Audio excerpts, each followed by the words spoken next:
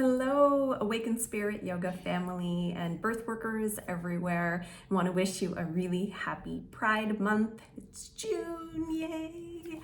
Lots of fun things in store this month, and I thought I'd take an opportunity to chat a little bit more about why diversity and inclusion is really, really important in birth work. Of course, these are principles and foundational elements of all of our training programs. And so those of you that are alumni and have trained with us before, you know that this is really central to everything that we stand for and in our teachings. Because working with families is about showing up in a way that they need us, right? How can we best fit in? And I talk a lot about being the chameleon birth worker. Can you show up and be what that family needs? Not sort of this like, hey, we are who we are, and that's it. Our beliefs are static, and how we show up is the same. Like, no, I mean, I think you want integrity and you want to know who are you and what are the foundations and the principles that you stand for, but how can we show up and be what each family needs? And so here we are during Pride Month.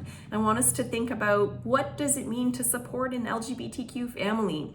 As a queer person myself, I know that there are some challenges and some differences, and needs are different for every family. But how can you show up for an LGBTQ family, right? Understanding what matters to them, what was their journey, and how can you be what they need in the moment. We hear a lot in the birth world, and I see this on doula posts all the time on Facebook, is people saying, hey, use inclusive language. It's really, really important. If you're working with a heterosexual, cisgendered family, and they use the term husband or wife, and they use the term woman or man, hey, you go right ahead and use that terminology. But when you're showing up in the birth world as a birth worker in your social media, when you're teaching to groups of people, it's important for us to realize that how everyone identifies, their gender, their identity, their expression, their orientation, all of these different elements that make up who we are in these complex, amazing human beings that we are, that really varies from person to person. And we want to make sure that we can be inclusive to everybody that we're facing, everybody that's reading our content and our material. And so how are you showing up in the birth world, right? And I encourage you to think about what language you're using.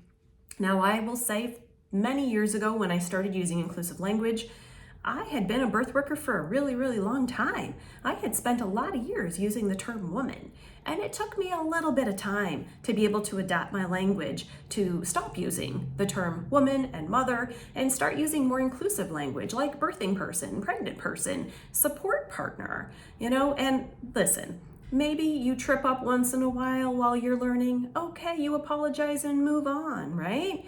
But working to change your language and shift your language, and especially your written materials, your social media, it's a really, really important step in allowing all those people out there that don't identify in that little box that society has created for us. It will help them to feel more included and more seen. And I want you to be seen and everybody to be seen and heard and understood. So tips for the month. I hope that you have a wonderful Pride Month and keep on doing that important birth work.